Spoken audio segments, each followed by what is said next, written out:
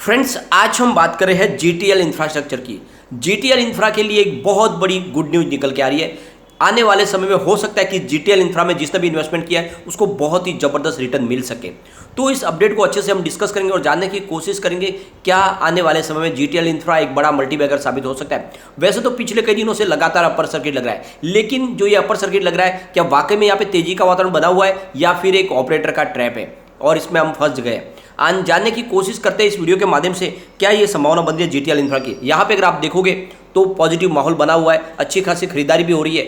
यहाँ पे सबसे बड़ी बात है कि काफ़ी बड़े वॉल्यूम के साथ आज कामकाज हुआ है और बहुत बड़ी बड़ी डील भी हुई है। काफ़ी दिन के बाद भारी वॉल्यूम हुआ है। तो क्या ये सारी संभावना जो बन रही है कि जीटीएल इंफ्रा अब करीब ₹2 को क्रॉस करके आगे जा सकता है या फिर वापस लोअर सर्किट लगेगा, तो इन सारी बातों को जानेंगे इस वीडियो के माध्यम से। और क्या इस छोटे से पेनी स्टॉक में इन्वेस्टमेंट करना चाहिए। वैसे तो एक बात का ध्यान रखें, जब भी पेनी स्टॉक में इन्वेस्टमेंट करें बहुत ही लिमिटेड मात्रा में करें, क्योंकि पेनी स्टॉक में आपका इन्वेस्टमेंट डूबने की भी उतनी ही संभावना होती है। लेकिन फ्रेंड, उससे पहले अगर आप पहली बार हमारे चैनल पे आए तो चैनल को सब्सक्राइब कर दीजिए, एक बेल आइकन दबा दीजिए ताकि जब भी नया वीडियो बने पहला नोटिफिकेशन आपको मिले। वीडियो पसंद आए तो लाइक शेयर जरूर कीजिए। चलो फ्रेंड्स, वीडियो स्टार्ट करते हैं। मैं हूं आपका दोस्त एसबी दवे और हमारे अपने चैनल ऑनलाइन कमाई में आपका बहुत बहुत स्वागत है। जीटीएल इंफ्रा की बात करें तो एनएससी में 1.50 की क्लोजिंग देखने को मिली, जहाँ पे 5% का अपर सर्किट लगा, लेकिन बीएससी में 1.56 पे क्लोजिंग थी। यहाँ पे अगर वॉल्यूम को देखें तो बीएससी में आज 9,22,97,000 का वॉल्यूम हुआ, सामने 4,20,87,000 की डिलीवरी रहेगी। डिलीवरी का परसेंटेज 45.60%, तो भारी क्वांटिटी में कामकाज हुआ है। अगर हम एनएससी की बात करें तो यहाँ पे 8,48,53,000 का वॉल्यूम हुआ, सामने 4,47,70,000 की डिलीवरी रहेगी। डिलीवरी का परसेंटेज 52.76% है। यहाँ पे बाजार बंद होने के बाद करीब 52,98,000 बायर खड़े थे। इसके वॉल्यूम को हम देखें तो पिछले एक महीने पहले इसका 7 करोड़ का वॉल्यूम था, 1 वीक पहले 6 करोड़ का वॉल्यूम था, कल 5 करोड़ का वॉल्यूम था, लेकिन आज बहुत ही जबरदस्त बढ़ोतरी हुई, 18 करोड़ का वॉल्यूम हुआ। और ये जो वॉल्यूम का बढ़ा हुआ इशारा है, ये लग रहा है कि यहाँ पे बड़े फंड हाउस की काफ़ी बड़ी खरीदारी हो रही है। तो इससे लगता है कि थोड़ी और अपर सर्किट का संभावना आगे बन सकती है, क्योंकि यहाँ पे लगातार बड़ी खरीदारी हो रही है। पूरे बाजार में आप देखोगे तो वॉल्यूम के मामले में नंबर 2 पे था स्टॉक आज। इसकी परफॉर्मेंस देखें तो 1 की इसकी 50 रुपये की लो है, 4.05 50 रुपये की हाई है। और फिलहाल आपने देखा होगा गिरावट में स्टॉक 1.15 तक जाके आया और अब 1.5 के पार हो गया। यहाँ पे बहुत बड़ी बड़ी आज डील हुई है, उनको डिस्कस करेंगे। तो 9:15 पर 1.56 की प्राइस से करीब यहाँ पे आपको 51,10,000 शेयरों की एक बड़ी डील होती हुई दिखाई देगी। और उसी समय 9:15 पर 1.56 की प्राइस से करीब 40,00,000 शेयरों की एक बड़ी डील होती हुई दिखाई दी, यानी दोनों मिला के करीब 90 लाख शेयरों की एक बड़ी डील हुई। और ये बीएससी में हुई, क्योंकि इसकी जो प्राइस है 1.56 के, जबकि एनएससी में 1.50 पे ये अपर सर्किट लग गया था। अब अगर देखें तो 9:33 पर 1.50 की प्राइस है, यहाँ पे आपको एक बड़ी डील होती हुई दिखाई, जहाँ पे 1,12,50,000 शेयरों की बड़ी डील हुई। उसके बाद में 9:41 पर करीब 1.50 की प्राइस से 50 लाख शेयरों की एक बड़ी डील हुई। उसके बाद अगर देखें तो 10:08 पर 1.50 की प्राइस से 1,21,87,000 शेयरों की एक बहुत बड़ी डील हुई। फिर आप देखोगे तो 10:13 पर करीब 1.50 की प्राइस से 1,57,000 शेयरों की एक बड़ी डील हुई। तो लगातार बहुत सारी बड़ी डील हुई और इस डील के माध्यम से काफ़ी बड़ी खरीदारी हुई है और इसीलिए इसमें यहाँ पे अपर सर्किट लगा है। अब यहाँ पे अगर आप देखोगे तो स्टॉक इस लेवल पे काफ़ी अच्छा लग रहा है। इसके रिटर्न को अगर हम देखें तो पिछले 5 साल के हिसाब से इसने 70% का निगेटिव रिटर्न दिया है, 3 ईयर के हिसाब से 87% का पॉजिटिव रिटर्न मिला है, 1 ईयर के हिसाब से 36.36% का पॉजिटिव रिटर्न है, 3 मंथ के हिसाब से 11.77% की गिरावट है, 1 मंथ के हिसाब से 7.14% आप है और 1 डे के हिसाब से 3.45% की गिरावट है। तो यहाँ पे देखोगे जो लगातार बाजार में गिरावट का दौर बना उसमें ये स्टॉक फिलहाल 11% ही डाउन बता रहा है, बाकी बहुत ही शानदार रिकवरी हो चुकी है। यहाँ पे एक बहुत बड़ी खुशखबरी निकल के आ रही है।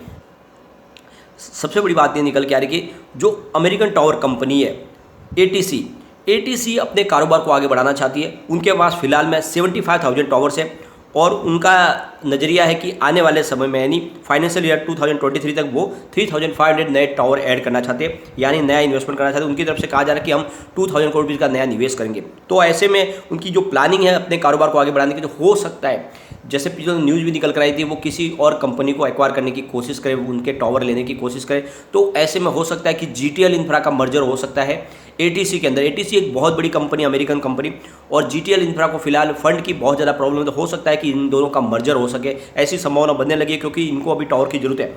इनकी तरफ से कहा जा रहा है कि हिंदुस्तान में 5G की वजह से बहुत सारी अपॉर्चुनिटी निकल कर आई है टावर सेक्टर में और इस वजह से इसका हम फायदा उठाना चाहते हैं। तो इससे एक बात तो समझ में आ रही है कि 5G इस समय तैयार है और इस 5G की वजह से इन टावर कंपनियों का भविष्य बहुत ज़्यादा उज्जवल होने वाला है।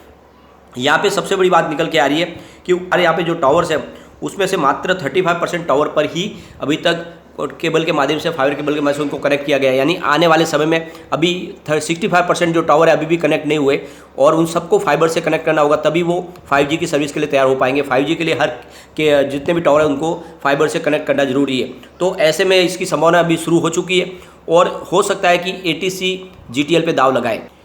फ्रेंड्स, यहाँ पे एक और बड़ी अपडेट निकल के आ रही है, जहाँ पे कहा जा रहा है कि रिलायंस जियो और दूसरी जो भी है भारती और एयरटेल और वोडाफोन आइडिया, इनको आने वाले फाइनेंशियल ईयर के Q1 और Q2 में बहुत ही बेहतरीन रेवेन्यू में बढ़ोतरी दिखाई दे सकती है, यानी उनके ARPU में बढ़ोतरी हो सकती है। इसके पीछे जो सबसे बड़ी वजह बताई जा रही है वो है इन्होंने जो प्राइस हाइक की थी उसकी वजह से इनको काफ़ी ज़्यादा रेवेन्यू में बढ़ोतरी हो रही है और इनको अच्छा खासा कस्टमर बेस भी बढ़ा है और जो कस्टमर सर्विस नहीं यूज करते थे वो कस्टमर सब कम हो चुके। तो ऐसे में इनका जो लोड था वो भी कम हुआ है, लेकिन कमाई बढ़ी है और ऐसे में आने वाले समय में इनके प्रॉफिट में बढ़ोतरी हो सकती है। तो अगर आप देखोगे कि सीधा इनका संबंध टावर कंपनियों से, अगर ये कंपनियां कमाएगी तभी टावर कंपनियों को पैसा चुका पाएगी। तो अगर इनकी प्राइस बढ़ेगी, इनको कमाई ज़्यादा होगी, तो टावर कंपनियां भी अपने रेवेन्यू में शेयरिंग मांग सकती है, उनकी वहाँ पर भी उनकी भी कमाई बढ़ सकती है। तो एक तरह से देखें तो ये गोल्डन पीरियड शुरू हो चुका है और आने वाले समय में टावर सेक्टर और टेलीकॉम सेक्टर में बहुत तेजी आनी बाकी है।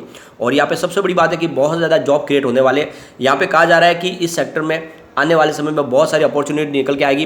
तो ऐसे में जितने भी टावर कंपनियां उनका भविष्य भी उज्जवल होने वाला है। तो ये छोटा सा जो पेनी स्टॉक है आने वाले समय एक बड़ा मल्टीबैगर साबित हो सकता है। फ्रेंड्स, यहाँ पे जो सबसे बड़ी अपडेट निकल के आ रही है उसके हिसाब से आने वाले समय में यहाँ पे टेलीकॉम सेक्टर में जॉब अपॉर्चुनिटी क्रिएट हो सकती है, बहुत सारे नए जॉब मिल सकते हैं। यानी जो फिलहाल जॉब है वो डबल हो सकते हैं 5G की वजह से, यानी 38 के नए फाइनेंशियल ईयर 2023 में जॉब क्रिएट हो सकते हैं। और सरकार भी इसीलिए मेहरबान है इस सेक्टर के ऊपर, क्योंकि यहाँ से बहुत सारी जॉब अपॉर्चुनिटी निकल के आती है। और ऐसे समय में जब बहुत ज़्यादा अनएम्प्लॉयमेंट है तो ऐसे में उसको कम करने के लिए जरूरी है कि जिस सेक्टर में तेजी से इनके लिए जॉब क्रिएट हो सके उस सेक्टर को बूस्ट दिया जाए। तो सरकार बहुत सारी मेहरबान है टेलीकॉम सेक्टर के ऊपर, उनकी तरफ से PLI स्कीम का बेनिफिट भी दे रही है, बहुत सारी राहत दी गई है। पिछले दिनों आपने देखा ही होगा VI को बहुत बड़ा राहत पैकेज दिया गया है, डूबती हुई VI को उन्होंने बचाया। तो ऐसे में आप समझ लो इसके पीछे सबसे बड़ी सरकार की मंशा यही है कि जॉब क्रिएट किया जाए। तो यहाँ पे अब जो 5G की वजह से जो डाटा निकल गया उसके हिसाब से आने वाले फाइनेंशियल ईयर में जो जॉब है वो डबल हो सकते हैं। तो बहुत बड़ी गुड न्यूज है